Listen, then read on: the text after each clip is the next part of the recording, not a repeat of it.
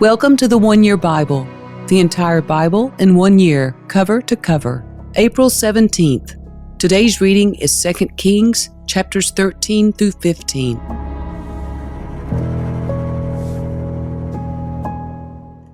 Jehoahaz, son of Jehu, began to rule over Israel in the 23rd year of King Joash's reign in Judah. He reigned in Samaria 17 years, but he did what was evil in the Lord's sight.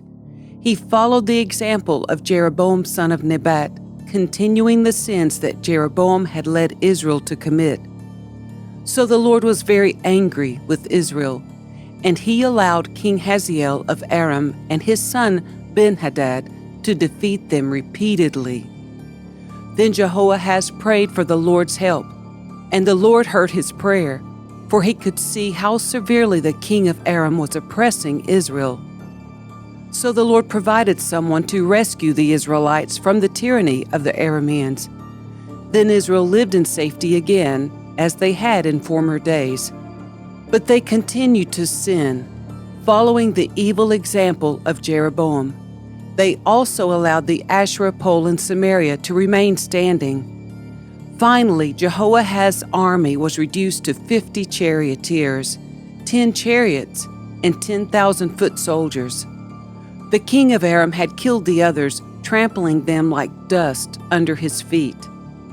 The rest of the events in Jehoahaz's reign, everything he did and the extent of his power, are recorded in the book of the history of the kings of Israel. When Jehoahaz died, he was buried in Samaria. Then his son, Jehoash, became the next king. Jehoash, son of Jehoahaz, began to rule over Israel in the 37th year of King Joash's reign in Judah.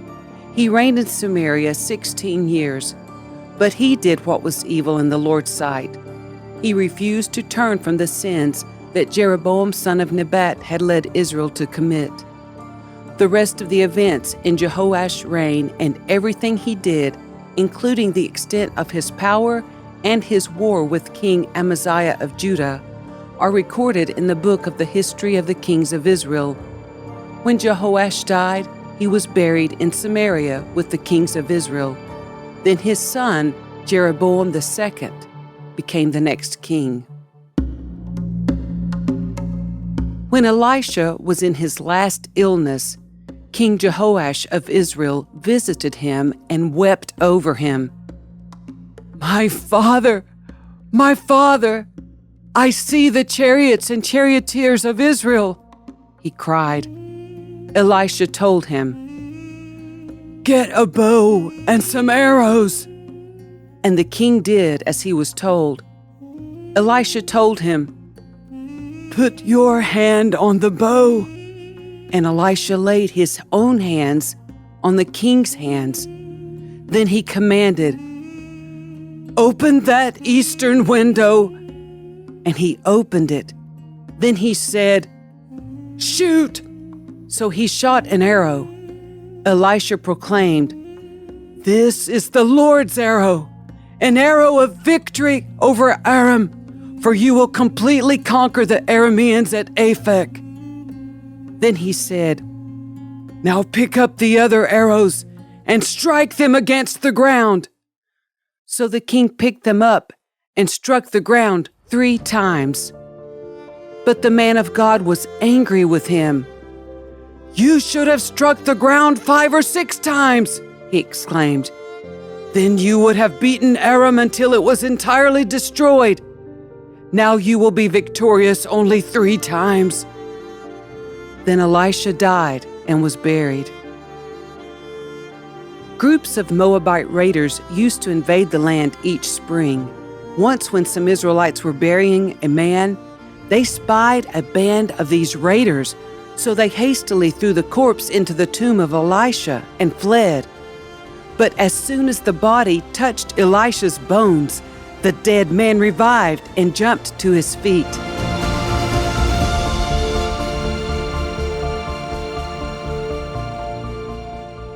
King Hazael of Aram had oppressed Israel during the entire reign of King Jehoahaz. But the Lord was gracious and merciful to the people of Israel, and they were not totally destroyed.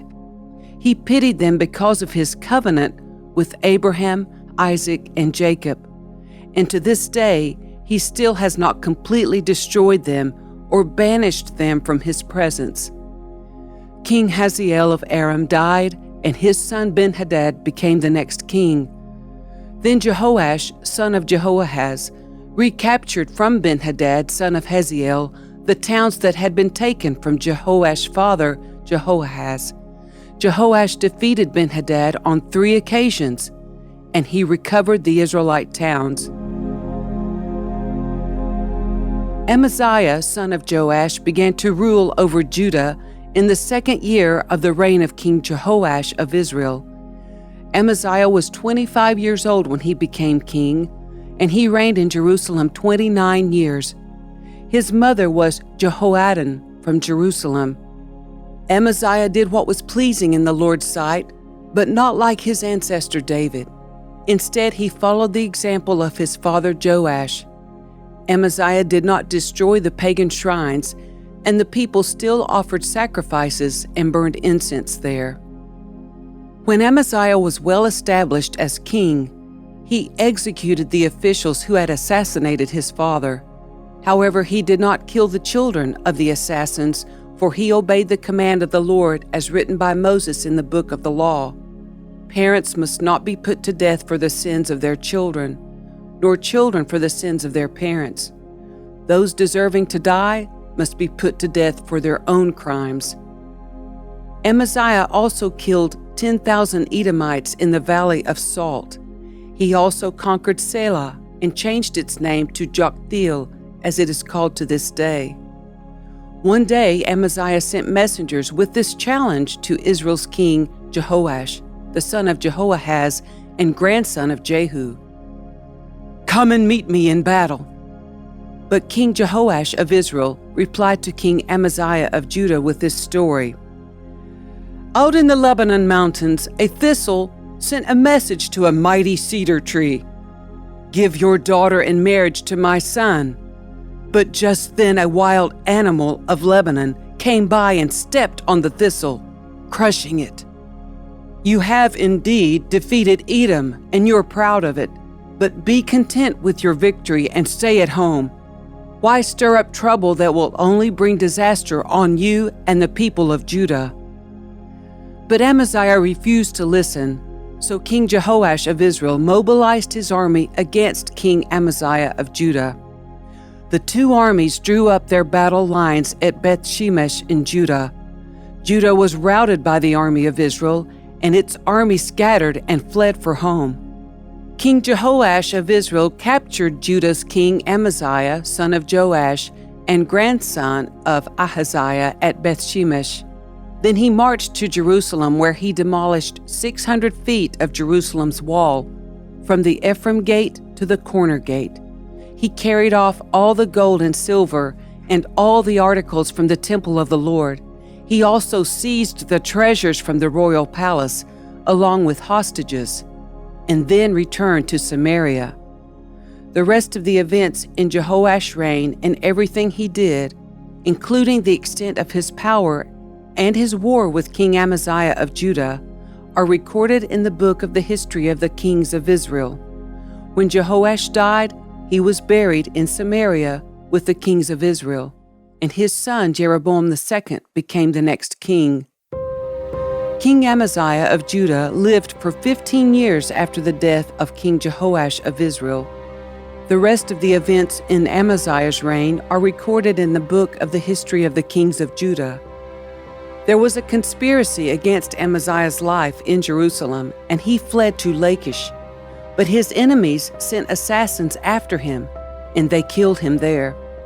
They brought his body back to Jerusalem on a horse, and he was buried with his ancestors in the city of David.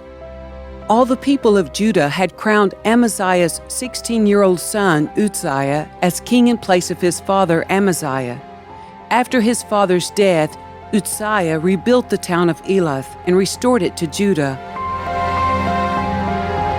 Jeroboam II, the son of Jehoash, began to rule over Israel in the 15th year of King Amaziah's reign in Judah. He reigned in Samaria 41 years. He did what was evil in the Lord's sight. He refused to turn from the sins that Jeroboam son of Nebat had led Israel to commit. Jeroboam II recovered the territories of Israel between Lebo-Hamath and the Dead Sea, just as the Lord, the God of Israel, had promised through Jonah son of Amittai, the prophet from Gath-hepher. For the Lord saw the bitter suffering of everyone in Israel, and that there was no one in Israel, slave or free, to help them. And because the Lord had not said he would blot out the name of Israel completely, he used Jeroboam II, the son of Jehoash, to save them. The rest of the events in the reign of Jeroboam II and everything he did, including the extent of his power, his wars, and how he recovered for Israel both Damascus and Hamath, which had belonged to Judah, are recorded in the book of the history of the kings of Israel. When Jeroboam II died, he was buried in Samaria with the kings of Israel. Then his son Zechariah became the next king. Uzziah son of Amaziah began to rule over Judah in the 27th year of the reign of King Jeroboam II of Israel. He was 16 years old when he became king, and he reigned in Jerusalem 52 years. His mother was Jecholiah from Jerusalem. He did what was pleasing in the Lord's sight, just as his father Amaziah had done. But he did not destroy the pagan shrines, and the people still offered sacrifices and burned incense there.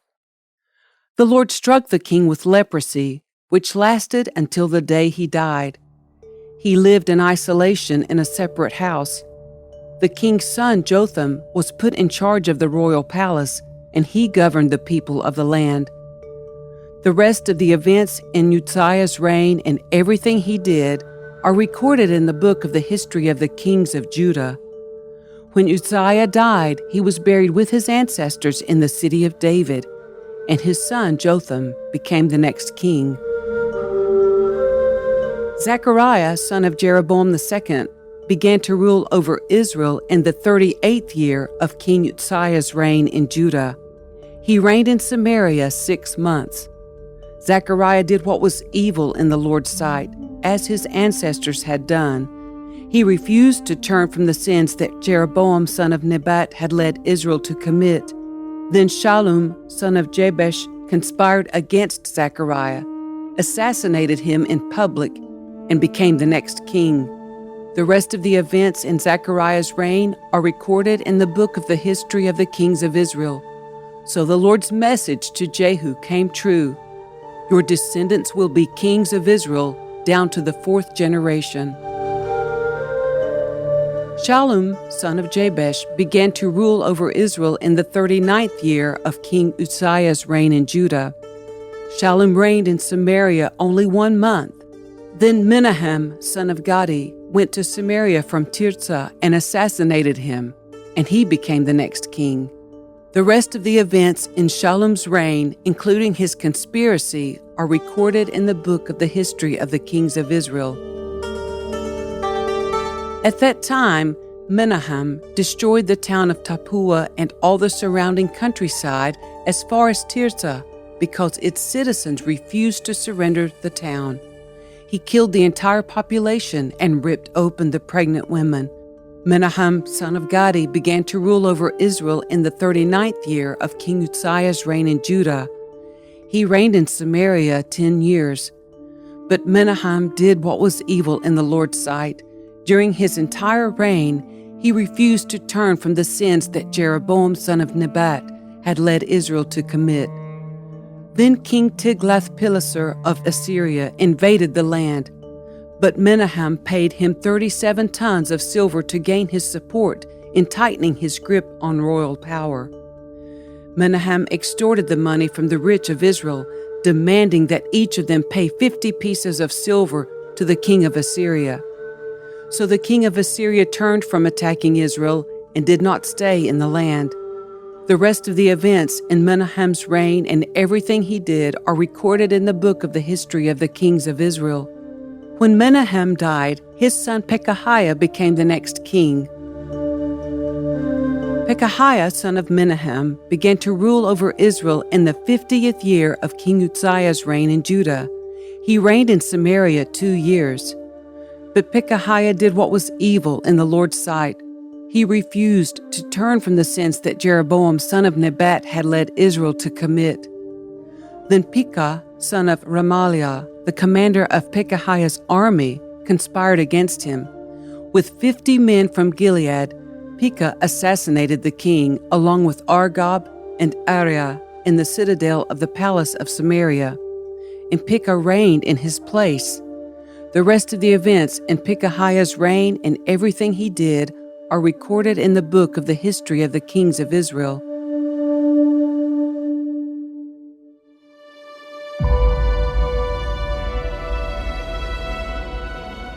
Pekah, son of Remaliah, began to rule over Israel in the 52nd year of King Uzziah's reign in Judah. He reigned in Samaria 20 years. But Pekah did what was evil in the Lord's sight. He refused to turn from the sins that Jeroboam, son of Nebat, had led Israel to commit. During Pekah's reign, King Tiglath-Pileser of Assyria attacked Israel again, and he captured the towns of Ijon, Abel-Beth-Maacah, Janoah, Kadesh, and Hazor. He also conquered the regions of Gilead, Galilee, and all of Naphtali, and he took the people to Assyria as captives. Then Hoshea, son of Elah, conspired against Pekah and assassinated him. He began to rule over Israel in the 20th year of Jotham, son of Uzziah. The rest of the events in Pekah's reign and everything he did are recorded in the book of the history of the kings of Israel.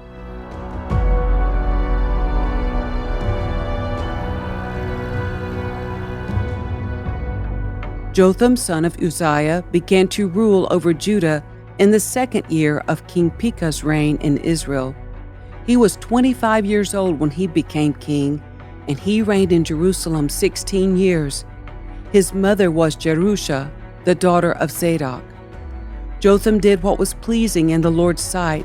He did everything his father Uzziah had done, but he did not destroy the pagan shrines, and the people still offered sacrifices and burned incense there.